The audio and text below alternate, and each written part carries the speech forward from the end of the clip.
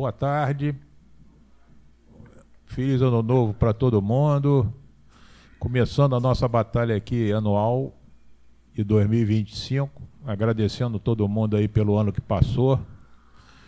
Torcendo muito para vocês aí que em março tem nova batalha aí, nova prova.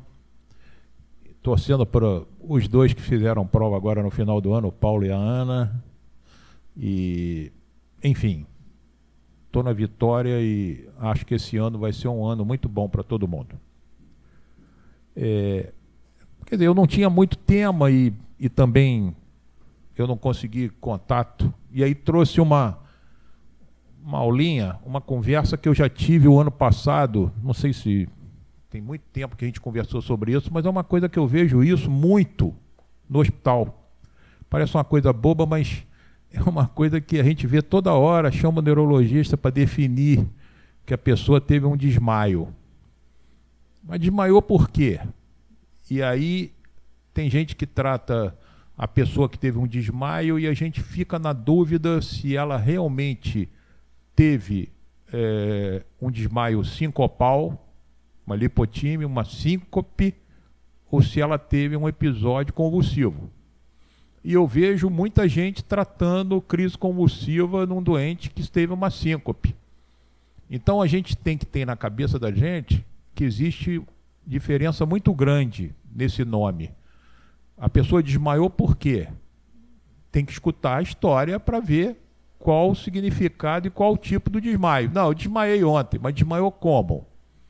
Então a gente tem que estar atento para entender qual foi o tipo do desmaio. É uma coisa tola, mas é uma coisa que a gente vê isso no dia a dia. Então eu começo pela lipotímia, né? A pessoa está lá sentindo mal, que é uma perda do tônus, na verdade é uma perda do tônus, com palidez cutânea, mucosa, sem perda da consciência. Então, às vezes, a pessoa sente um mal-estar, não estou se sentindo bem, não perdeu a consciência, não caiu, suou um pouco frio, sentou e aquilo passou. Então, isso pode e é considerado como uma lipotímia. Diferente da síncope. O que é um quadro sincopal? É uma perda momentânea do tônus, com palidez, sempre acompanhada de palidez, mucosa, com perda transitória da consciência. Ou pode ter uma coisa que eu já falei anteriormente, que vocês não devem esquecer, que é uma síncope convulsiva. Aí fica todo mundo meio... Porra, síncope convulsiva é um nome meio feio, mas não é. Porque o que acontece? Quando você, na verdade, rotula uma convulsão, você está rotulando que a doente pode estar fazendo um quadro iniciando uma epilepsia. E aí dá um anticonvulsivante e aquela pessoa tem que ficar tomando 4, 5 anos, 3 anos de anticonvulsivante porque ela teve uma crise. É diferente de uma pessoa que teve uma síncope convulsiva. Vou dar um exemplo. Atendi uma médica muitos anos atrás, eu trabalhava lá no Copador, lá no Rio, e essa médica estava na boate e ela estava sentada e de repente ela não estava se sentindo bem, um lugar muito fechado, começou a suar e achou que ela ia vomitar. Ela levantou da mesa e foi em direção ao banheiro. Quando ela foi em direção ao banheiro, viu que ia cair, segurou no segurança. O segurança encostou ela na parede, segurou nos braços dela e ela foi desfalecendo e, em pé, ela começa a ter uns abalos tônico-clônicos. Ele deita ela e ela tem uma crise. Rapidamente, retorna à consciência, com sudorese, sempre pálida, e ela é levada para o hospital. Chegou na emergência, tomografia, eletrocefalograma, exame de sangue, e aí rotularam ela como se ela tinha tido o primeiro episódio convulsivo. Deram a ela um anticonvulsivante, que era o Tegretol, carbamazepina, e pediram para ela procurar um neurologista. Aí ela chegou no consultório com essa história. Então, esse diagnóstico é de história, não é diagnóstico de exame. Olha a história dela. Ela estava sentada, começou a sentir mal, iniciou uma náusea, achou que ia vomitar, levantou, foi até o banheiro, no meio do caminho foi piorando e desmaiou.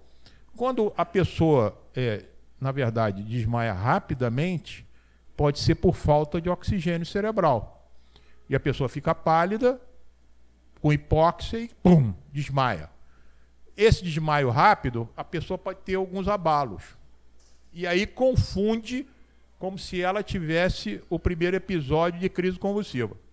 Na verdade, ela teve uma síncope acompanhada de abalos tônico-clônico. Então, o nome não é convulsão, ela teve uma síncope convulsiva. Quem teve isso há muitos anos foi um jogador de futebol na final da Copa do Mundo, que foi o Ronaldo.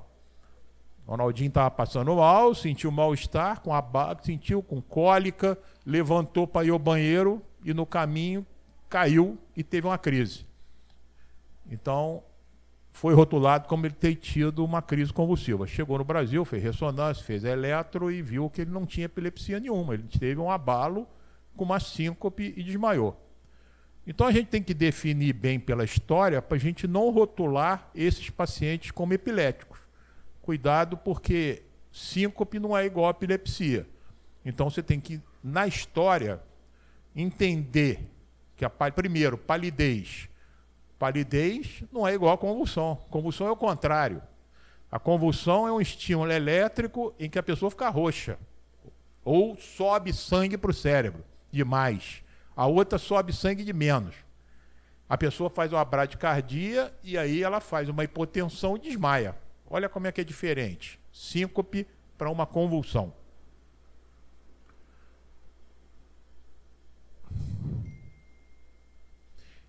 A convulsão é uma perda da consciência súbita com cianose e esforço respiratório com ou sem ausência. As causas comuns são, primeiro, as causas cardiológicas. Então, a pessoa que tem uma síncope, idoso principalmente, uma pessoa da fase adulta, que tem uma síncope e desmaia, ela tem que ter, na verdade, uma avaliação de um cardiologista para afastar alguma doença elétrica. Ou se ela tem uma arritmia, ou se ela tem um BAV. A pessoa idosa pode ter distúrbio de condução e aí ter síncope. Então, tomar cuidado, porque num paciente idoso, ele pode ter o primeiro episódio convulsivo, que é a epilepsia tardia, ou ele pode ser uma causa cardiológica que levou ele a ter a síncope. Então, tem que fazer um Holter de 24 horas, tem que fazer um eletrocardiograma e avaliar por um cardiologista. A outra seriam causas farmacológicas. Às vezes, alguns doentes tomam remédios que podem fazer hipotensão postural, entre eles antidepressivo. Quer dizer, um paciente que toma antidepressivo, todos os antidepressivos podem, uns mais, uns menos, mas a maioria deles podem fazer uma coisa chamada hipotensão postural. Então o cara tem uma pressão de 13/8, aí quando levanta, vai a 9. E aí pode fazer uma síncope, nada mais ligado a uma hipotensão postural. E aí essa síncope, se for rápida, ele pode ter um abalo. Tem um abalo, todo mundo acha que o abalo é convulsivo. Nem todo abalo é convulsivo. Então a gente tem que tomar cuidado, porque pode ser uma baixa abrupta de oxigênio cerebral.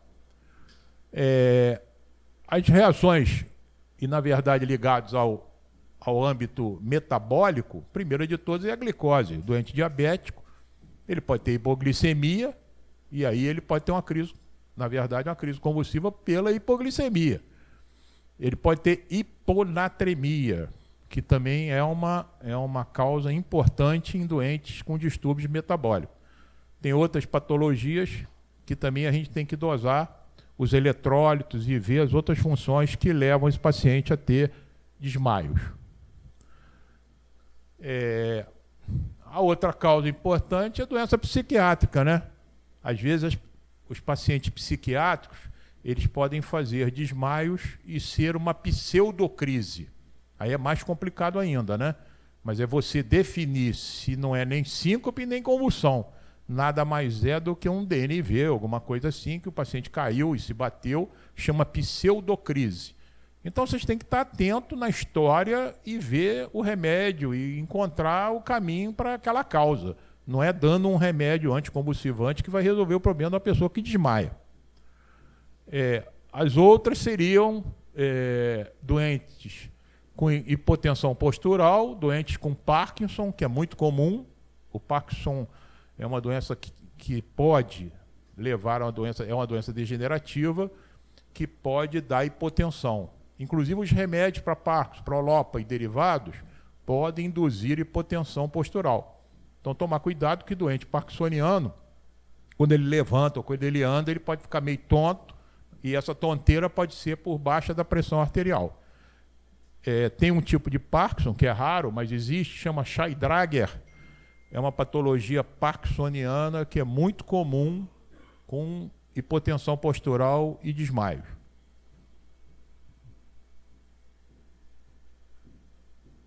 Em relação ao diagnóstico, é aquilo que eu conversei que na história é importante. Primeiro de tudo, sempre. Isso aqui, para mim, é a casa número 1 da medicina, que chama-se anamnese. Não adianta ninguém entender nada, saber tudo, se ele não colher uma história. Esse diagnóstico, gente, é na história. Não adianta vocês farem exame do cara que desmaiou, faz eletro, pede parecer de neurologista, cardiologista, se você não colher uma história. Tem doente que olha a pessoa colhendo sangue, vê aquele sangue ali, se ela estiver em pé, olhando aquele sangue sair ali na seringa, ela pode desmaiar.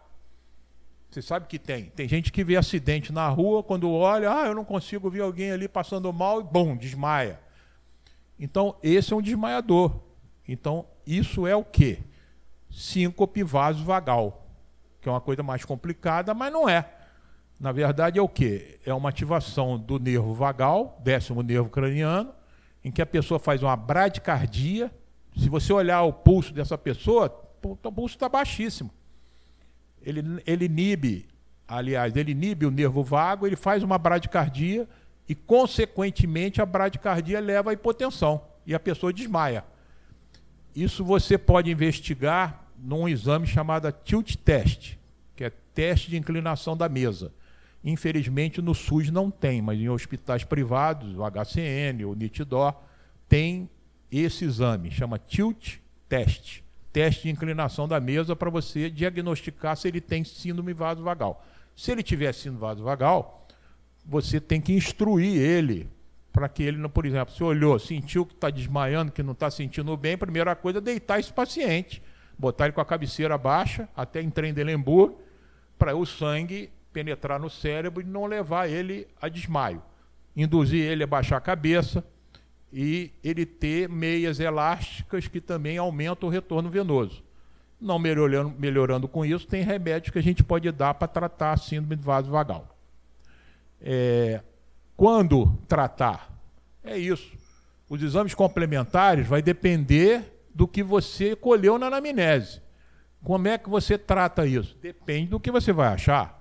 Se ele tiver uma doença cardiológica, o cardiologista tem que botar um marca-passo se ele tem um BAV e está com bradiarritmia. Então vai depender, se ele está tomando um antidepressivo e está tendo hipotensão, você tem que tirar o antidepressivo. Então vai depender do que você vai achar. Se ele tiver uma convulsão primária, aí ele tem que tomar anticonvulsivante.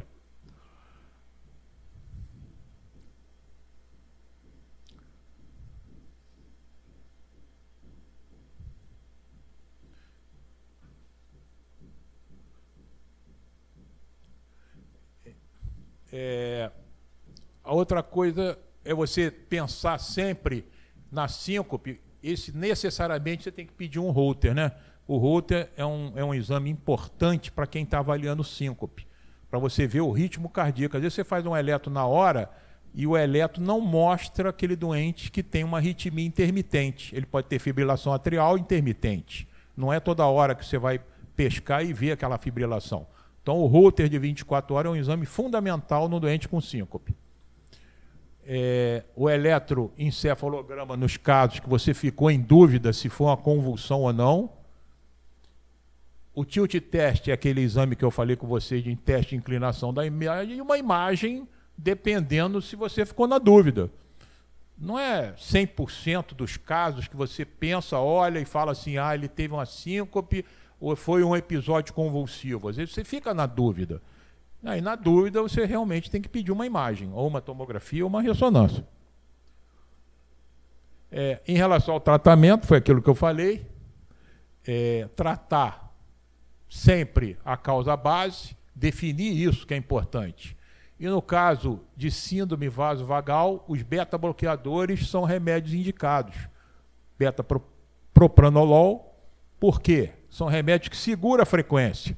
Então, o doente que tem síncope vasovagal, eles podem ser beneficiados pelo uso de beta-bloqueadores para não deixar a frequência desses doentes caírem e estabilizar em qualquer momento, se ele puder tomar. Cuidado para você não fazer um beta-bloqueador num doente asmático ou num doente que tem efeitos colaterais que não possa tomar. O outro são os mineralocorticoides, eu já falei isso anteriormente, chama Florinef. É um remédio que é usado e é muito caro, não é um remédio barato, mas é um remédio que aumenta a pressão arterial e não deixa esses doentes terem hipotensão em doenças graves que você está diagnosticando. Sempre quando você vê um doente sincopal, você tem que deixar ele deitado, medir a pressão, 3 minutos depois, com ele sentado, medir novamente, 3 minutos depois, mandar esse doente andar, gente. Você está fazendo o quê? Um tilt teste, entre aspas. Você está medindo com ele deitado, com ele sentado e com ele em pé. Não adianta o doente chegar lá, não, eu desmaiei e está sentado na tua frente. Você tem que botar ele deitado, medir a pressão, depois da pressão com ele sentado, 3 minutos depois pedir para ele andar um pouco e você medir de novo, que aí você vai constatar se esse doente está fazendo hipotensão postural. É assim que você chega lá, não adianta o doente chegou lá, desmaiei e você nem pesquisou se ele andou e a pressão caiu.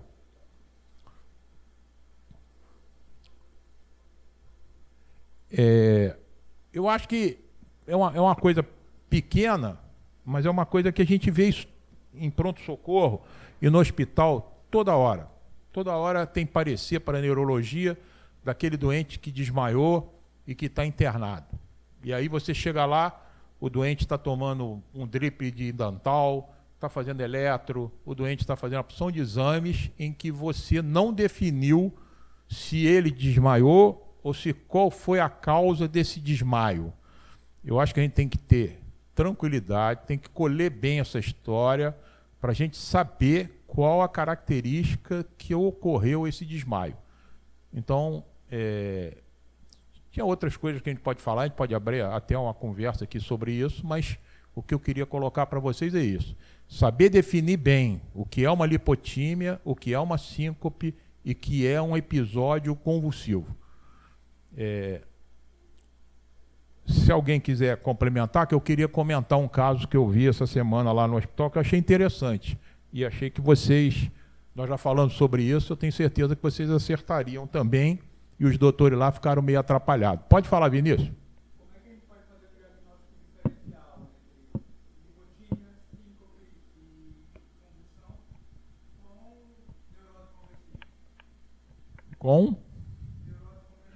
Quando você colhe uma história, quando você colhe essa história adequada, saber qual foi o tipo desse desmaio, se ele ficou pálido, se ele não ficou pálido, e você tem que novamente afastar pelo menos alguns exames laboratoriais que você tiver em dúvida. Você pede uma bioquímica e pede um eletrocardiograma. Se o eletro for normal e a bioquímica for normal e a sua anamnese for consistente, eu acho que você pode pensar em neurose conversiva ou pseudocrise. É muito comum pseudocrise no epilético, porque aquele doente que tem 3, 4 crises convulsivas por dia, ele pode mimetizar uma crise convulsiva que não seja de origem orgânica. Então, é muito comum um cara ou uma pessoa fabricar uma crise, uma pseudocrise, sendo um epilético. Como ele tem várias crises por dia, ele sabe, na verdade, definir quando ele está tendo uma crise. Então, ele pode estimular você a pensar nisso. Quando, nesse caso, se ele estiver internado, você pode pedir um eletro de 24 horas. Você pede o eletro, monitorizar ele como se fosse um Holter 24 horas, você pode fazer um eletro de 24 horas. E nesse eletro de 24 horas, se ele tiver uma crise, ele vai ter que mostrar aquela disritmia. Se ele tiver crise e o eletro não mostrar nada disso, aquilo ali não era uma crise. Também tem formas de você desmascarar isso. Por exemplo, o cara está tendo uma convulsão, ou você acha que é ou que não é, você pode empiricamente pegar uma água destilada, pegar uma veia dele e falar assim, ó, devagarzinho eu estou fazendo aqui um remédio para parar a crise. E o cara está lá se batendo. Aí você vai devagarzinho empurrando a água destilada, acabou a crise, e aí ele para de ter crise. Então, isso é uma coisa que você pode fazer no teu dia a dia. Então, são macetes que você pode usar para pegar a pseudocrise ou uma doença neurogênica. Eu acho que, fora isso, é você avaliar esse doente pela anamnese e excluir alguns exames complementares. É isso. Exatamente. A neurose não vai ter e você não vai, na verdade, acontecer isso, né? Porque você está excluindo a causa orgânica e aí sobrou a causa psíquica, né? Você ficou na dúvida, porque a gente, quando está no pronto-socorro, é muito comum a gente falar, isso aí é um piti, né? A gente tem que tomar cuidado com a palavra piti, né? Às vezes um piti pode ter doença. Doença orgânica no Instituto de Psiquiatria é uma coisa complicada, porque tudo você acha que é maluquice, porque o cara está no Instituto de Psiquiatria. Não, isso aí não está com dor abdominal. Mas a gente não pode esquecer que o maluco tem, na verdade, o doente psiquiátrico tem apêndice. E o doente psiquiátrico pode ter pneumonia. O doente psiquiátrico pode ter uma indicação cirúrgica para alguma coisa. E a gente sempre acha que é piti. Quando a gente está de plantão, quando chega um alcoólatra e o alcoólatra reclama que está com dor de cabeça, muita dor de cabeça, você acha que é, na verdade, um DNV e manda fazer uma dipirona. Mas não esquece que ele é alcoólatra, ele pode ter caído, bateu com a cabeça e ser um hematoma subdural. E aí? Então, essas queixas DNV ou essas queixas que a gente não valoriza porque a pessoa é etilista, é uma coisa que a gente tem que também tomar cuidado. E eu falo isso porque eu dei plantão também, muitos plantões, e a gente tinha mania de falar, não, tem um piti ali naquela sala ali. Então, para você definir que é um piti, você primeiro tem que ter uma atitude médica, antes de você rotular isso. Eu vi uma moça de fisioterapeuta, tem uns 15 dias mais ou menos, me chamaram na emergência, aliás, ela estava internada já, que ela, no dia 12 de dezembro, ela começou com uma virose, diz ela, um quadro gripal muito forte. Quadro gripal, arrastado, de tosse, febre baixa, e ela foi ao pronto-socorro e, como sempre, fizeram o diagnóstico de sinusite. 90% das pessoas que hoje vão ao pronto-socorro com uma gripe, alguma coisa, vai sair com antibiótico para sinusite, né, Moura? Mais ou menos. Se não for infecção urinária, mas quando é quadro gripal é mais uma sinusite. Bom, e ela tomou o remédio para sinusite, não melhorou, ficou lá gripada, e aí passou o quadro gripal, entre aspas. Uma semana depois, ela começou com uma dormência nas mãos e nos pés. E também progrediu para uma dormência na língua e nos lábios. No dia seguinte, ela acordou e notou que ela estava com uma paralisia facial periférica, à direita, paralisia de Bell. Então, essa moça evoluiu com uma paralisia de Bell, essa moça evoluiu com parestesia nos braços e nas pernas, e 48 horas depois ela ficou com dificuldade na deglutição. Não conseguia engolir direito e falava com dificuldade. O nome técnico é disfagia, que é dificuldade para engolir. E falar mal era disfonia. Então, repetindo, teve um quadro gripal, uma semana depois começou uma paralisia periférica unilateral, à direita, evoluindo para uma disfagia e uma disfonia. E ela é internada no hospital, e no hospital chamaram o serviço de neurovascular para afastar um provável acidente vascular cerebral. O que você acha disso, Carol?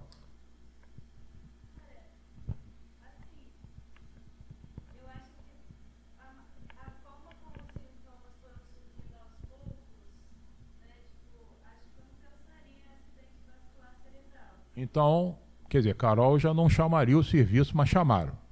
E aí o serviço neurovascular apareceu lá e excluiu acidente vascular cerebral. Fez uma tomografia, fez uma angiotomografia dos vasos do pescoço, fez uma escala que o Paulo acertou lá na prova, aquela escala de Ney, não é isso?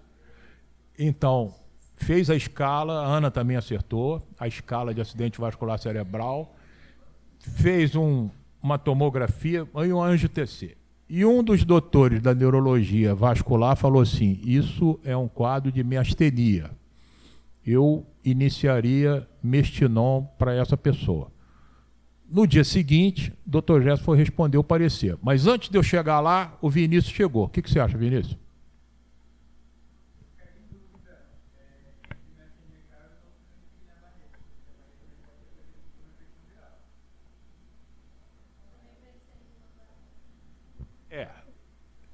Eu acho que a pessoa pensar em miastenia não está mal pensado.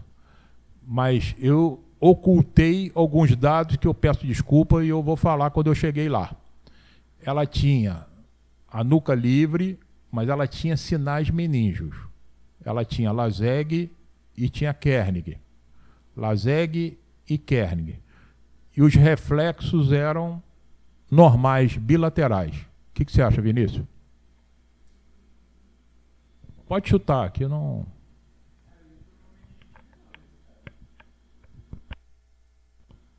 Essa doente foi examinada por mim. Por que você acha que você trocou, você ficou entre Guillain-Barré e miastenia? Aí você saiu dos dois e foi para meningite viral por quê? Eu excluiria um dos dois e ficaria com o outro. Hã?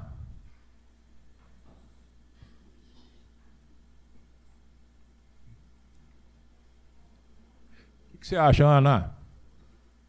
Chuta aí. É a prova que você vai ter. Eu já falei isso aqui antes, gente.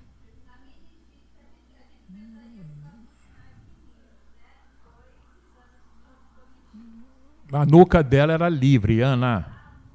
Eu falei que a nuca é livre e ela tinha Kernig Laseg. Outra coisa que eu esqueci, estou igual pegadinha de revalida. 72 horas depois, ela começa com a paralisia contralateral. Então, ela tinha diplegia facial, e eu falei com vocês isso. Qual é o diagnóstico de uma doente que tenha diplegia facial depois de uma infecção viral? Esqueceram, né? Hã? Todo mundo esqueceu. Vai cair na prova. Então, a paralisia facial bilateral depois de um quadro viral, qual é a causa principal? Qual é, Carol? Não vai esquecer mais, não? Hã?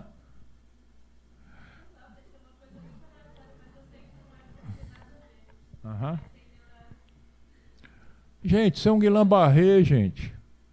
Isso é um Guillain-Barré. Ela teve uma virose, depois evoluiu. A única coisa que é contra ela é que ela tem os reflexos simétricos. Geralmente o Guillain-Barré dá uma abolição de reflexo.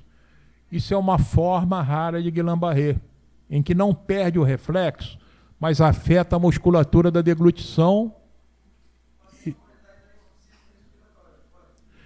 Não é tão comum, Paulo, porque não é comum, é raro. Vou te explicar. Porque esses pacientes não afetam os nervos intercostais. Porque a insuficiência respiratória ela é causada pela neurite inflamatória periférica. Ela não tem fraqueza nas pernas nem nos braços. Por conseguinte, ela não tem fraqueza no intercostal. Dá para entender? Então, por isso que ela tem pouca possibilidade de ter insuficiência respiratória. Porque a insuficiência respiratória ocorre é porque você tem uma paralisia intercostal paralisando o frênico. Mas nesses doentes, você não tem fraqueza nas pernas, ela só tinha dormência nos dedos das mãos e dos pés. E ela tem a disfonia e a disfagia, que é a paralisia de nervo baixo. E tem uma paralisia do facial bilateral, diplegia facial. Não entendi? Teve. Teve paralisia do sétimo nervo de um lado e do outro. Ela começou... Não, eu falei inicialmente que era um lado, e agora eu falei que ela teve de um outro lado. É que você não ouviu quando eu falei agora. Não, do lado do outro. Olha só. Olha só. Quando você tem uma paralisia das pernas de um lado e do outro, como é o nome? As pernas paralisaram, as duas pernas, como é o nome? É normal, como é o nome? Paraplegia. Se ele tiver movimento das pernas, ele não paralisou totalmente, como é o nome? Não. Hã? Eu não estou ouvindo falar e não falar.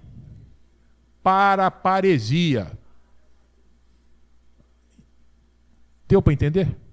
Então, fraqueza dos membros inferiores, paraparesia. Fraqueza total, não mexe nenhum dos duas pernas, paraplegia. Agora eu vou aumentar. Fraqueza dos duas pernas e fraqueza dos dois braços. Uma lesão cervical traumática. Caiu, bateu, fez uma fratura cervical e ficou com os dois braços paralisados e as duas pernas paralisadas. Como é o nome, Paulo? Hã? Tetraplegia. Ou tetraparesia. Teria um pouco de movimento. Paresia é um déficit motor leve a moderado. Plegia é um déficit instalado. O cara tem um acidente vascular cerebral, está hemiparético. O que é isso, Paulo? Hã? Hemiparético, um acidente vascular cerebral. Da tua escala que você fez, chegou lá para você, ele está parético à esquerda, à direita.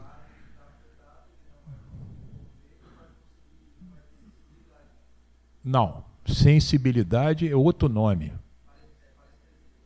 Ele está hemiparético.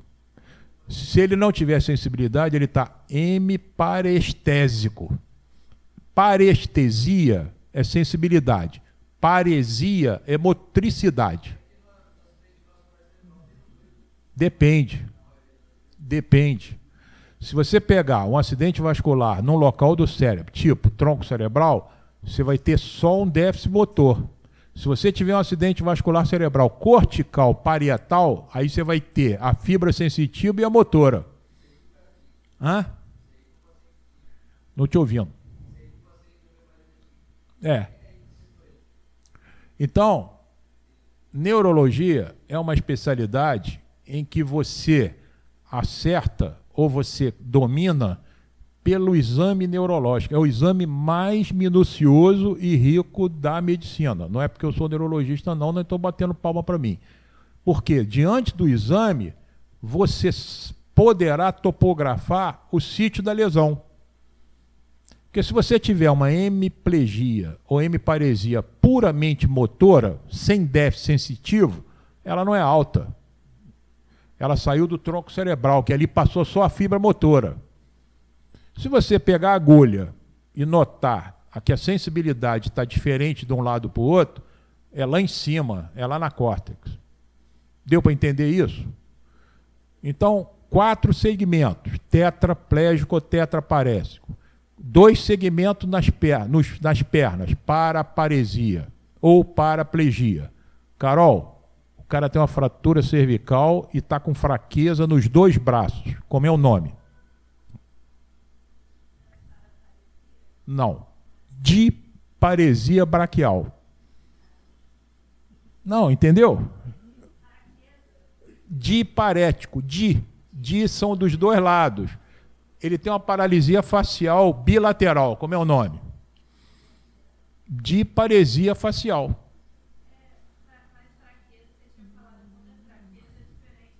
Plegia. É diferente de plegia. Paresia é igual a motricidade. Parestesia é igual a sensibilidade. É igual tem anestesia. Tá certo? Então, repetindo, estesia é sensibilidade. Paresia é motricidade. Pode.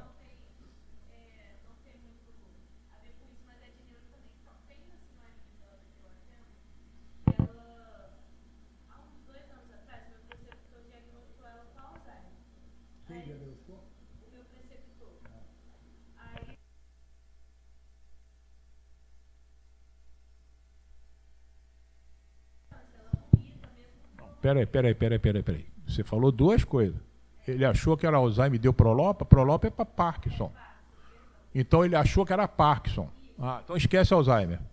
Porque é muito azar dela ter Alzheimer e ter Parkinson, né?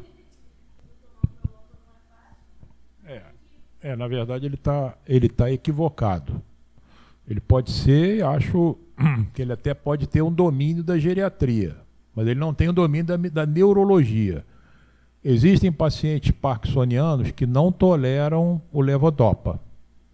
Levodopa é um remédio que tem muitos efeitos colaterais, entre eles náuseas e vômitos.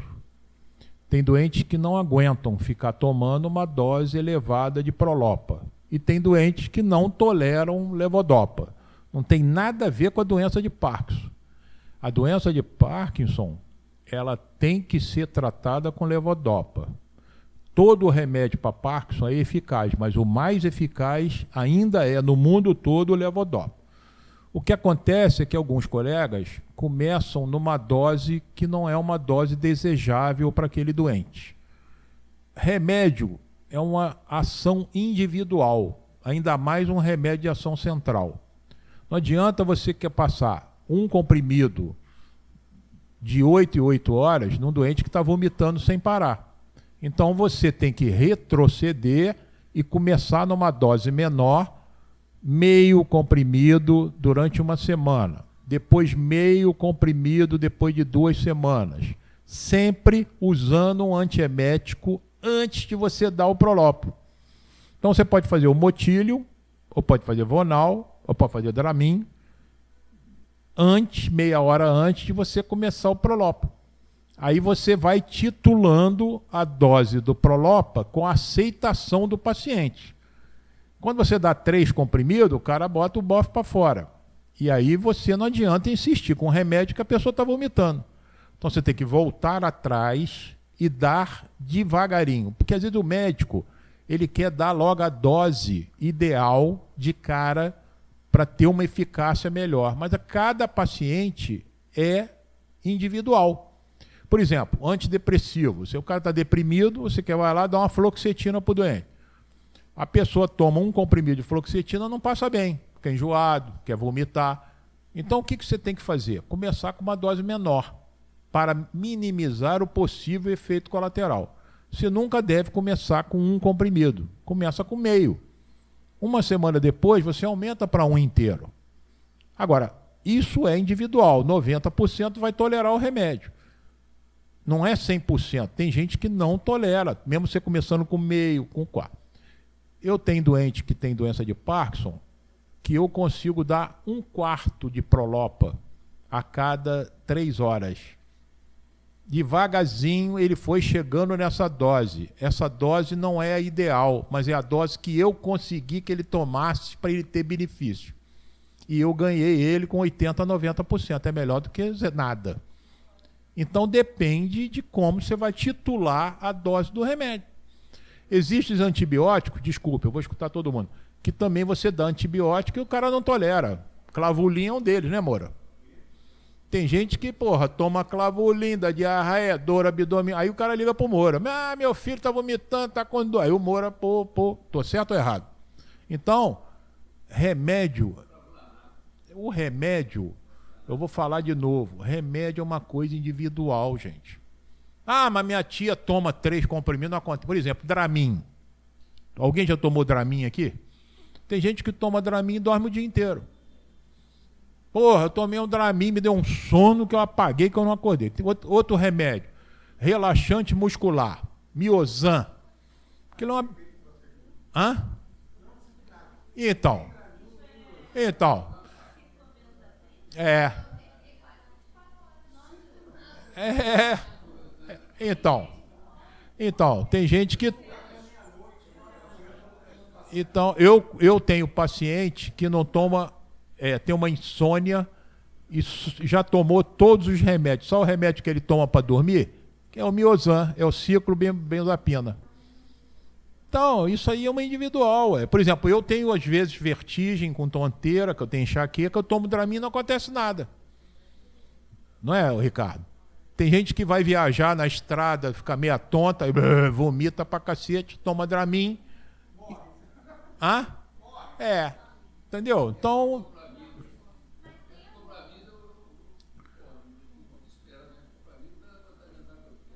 É.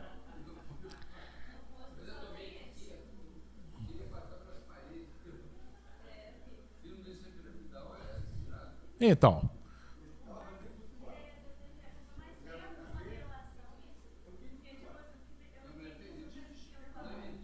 Peraí. Não. Carol,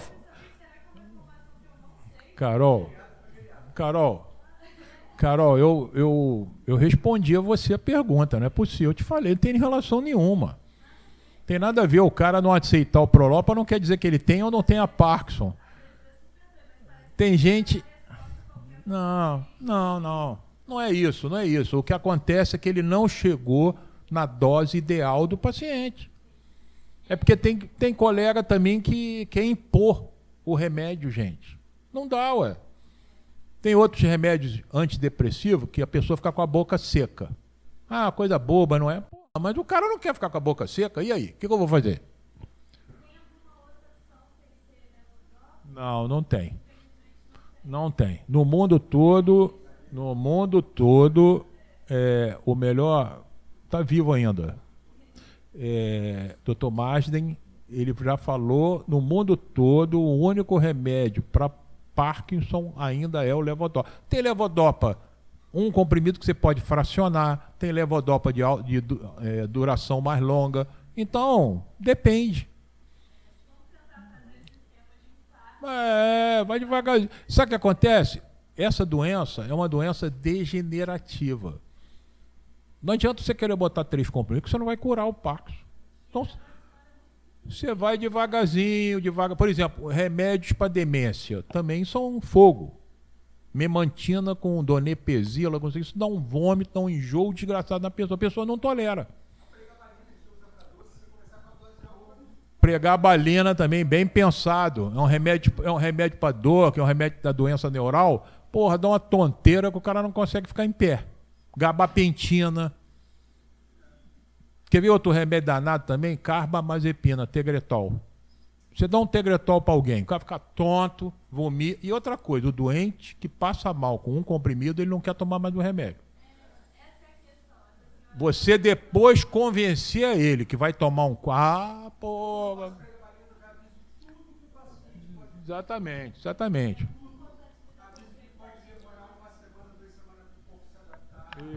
Isso aí é importante. Isso é muito importante. Então, cara, o médico, primeiro de tudo, eu acho que as 2 cadeiras... Outro dia eu estava falando isso com a minha filha que está fazendo medicina. As 2 cadeiras mais importantes na medicina que eu acho, aliás, 3. Anatomia, que tem que conhecer os órgãos da pessoa. Farmacologia e anamnese. Se os caras tiverem esses 3 no bolso, vocês podem estar certos que vocês estão bem. Eu não aguento o doutor que prescreve remédio porque o propagandista foi lá ensinar ele a passar o remédio. Não dá, Moura. Não é o propagandista que tem que te ensinar o remédio. Eu nunca passei um remédio na minha vida que eu não estudei tudo sobre ele antes. Você tem que estudar sobre o remédio. Tem um anticonvulsivo que chama Keppra, é um remédio novo, só deve ser dado a partir dos 6 anos. Aí chegou uma criança outro dia no consultório com 5 anos e meio. Aí eu falei para a mãe assim, eu tenho que esperar 6 meses, ela tendo convulsão todo dia para esperar os 6 anos? Então, cara, então essas coisas, a gente tem que aprender isso, saber essas coisas, mas tem que estudar. Tem que ver o remédio, tem que saber o efeito colateral. Por exemplo, lá em casa é proibido Plasil. Eu nunca dei Plasil para meus filhos. Nunca. Por quê? Porque eu já vi crises, alguém já deve ter visto também crises distônicas do Brasil. É uma coisa horrorosa, né? Mas eu dou para os outros. Para mim, eu não tomo. Aliás, não prescrevo Plasil para ninguém. São 2 remédios que eu não prescrevo: Plasil e Digesan. Que eu já vi crises graves com Digesan.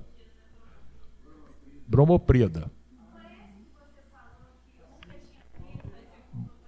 Não, comprei. Falei que eu nunca vi o Motilium, que é a domperidona. Então, mas principalmente metoclopramida e bromoprida eu não dou. Não dou para ninguém. Não, Moura, eu não estou te criticando. Se você falar para mim, Jeff, se eu dou Plasil, eu não vou brigar com você, mas estou falando que é uma questão neurológica minha. Eu não uso Plasil para ninguém. Hã?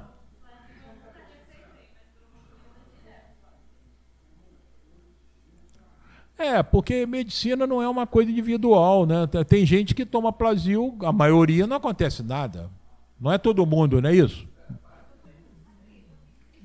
Gente, só vou finalizar aqui, a gente continua conversando, porque senão a coisa... Mas eu acho que às vezes é bom, né, a gente bater um papo para um falar do outro das suas lamentações e saber que nós não somos tão burros como os outros. Então, o que uns passam, os outros passam também. Ninguém é melhor do que ninguém, não.